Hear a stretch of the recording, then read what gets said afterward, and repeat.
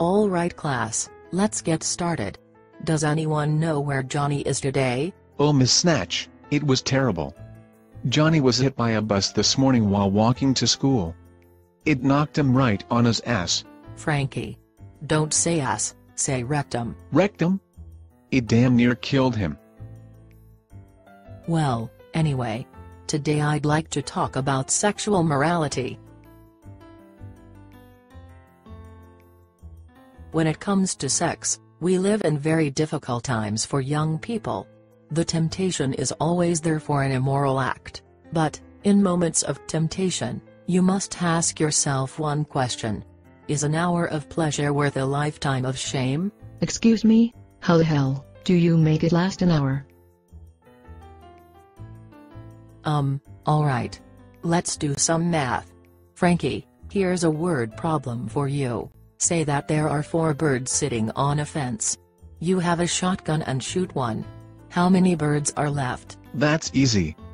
If I shoot one with a shotgun, the loud noise is going to make all the birds fly away. So, there'd be none left. No Frankie.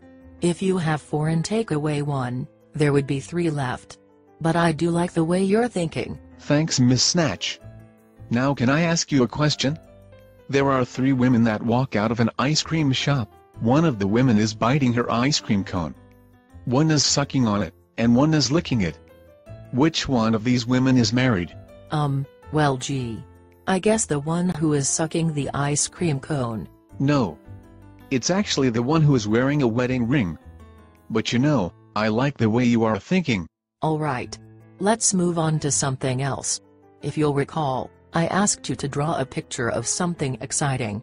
Velvet, I was looking at your paper, and I noticed all you drew was a small dot.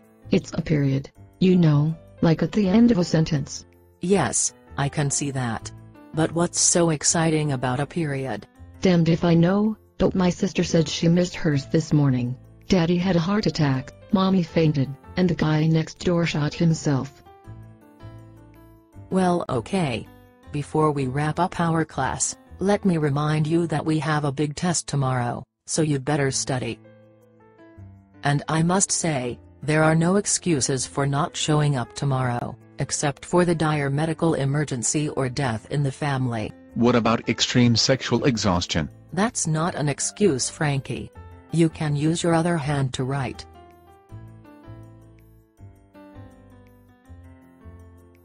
Boy, Miss Snatch sure burned you good at the end of class. Yeah, but the bitch is probably right. We should study. Studying is a waste of time. I prefer to seek more pleasurable activities.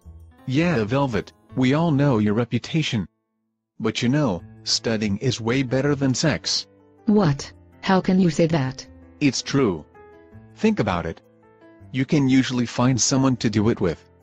And if you get tired, you can stop and pick up right where you left off later. And don't forget, if you finish early, you won't have feelings of guilt or shame.